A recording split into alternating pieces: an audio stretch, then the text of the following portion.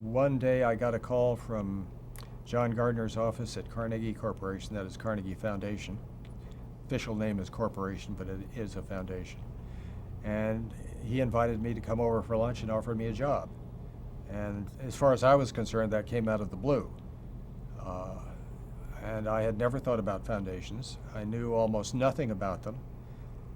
And after thinking about it and finding out a little more about Carnegie and about John Gardner and the other people there, it intrigued me, so I said yes.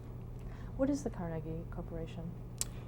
Carnegie Corporation is a general purpose foundation that is devoted primarily to education, and at that time, and I think still, largely to higher education.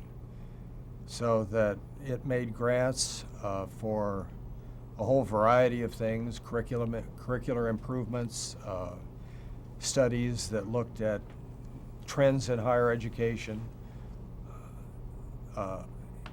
education for specific purposes. For example, education for public service was one of the programs of the corporation at that time.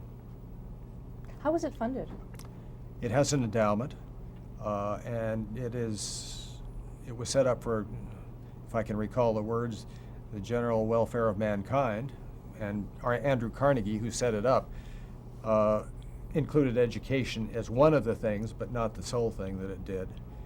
It's interesting that Andrew Carnegie gave away most of his fortune during his life, but he found that when he came toward the end of his life, he had not given away nearly as much as expected to. And so the residual part of his estate essentially went to what is called Carnegie Corporation of New York. And what were you hired to do there?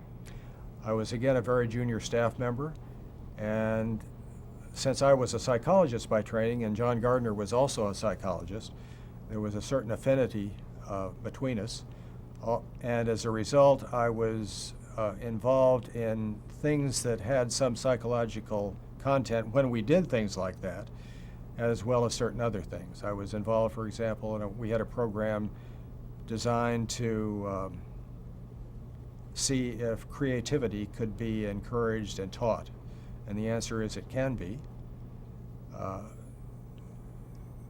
The research clearly showed that. That hasn't been picked up very much because teaching creativity did not become a very popular thing for one reason or another. I don't know why. Some things do and some things don't. But as a subject, it didn't become very popular. What was the methodology for finding that out?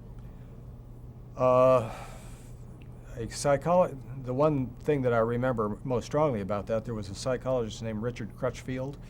He was at Berkeley in the Department of Psychology. He developed a test that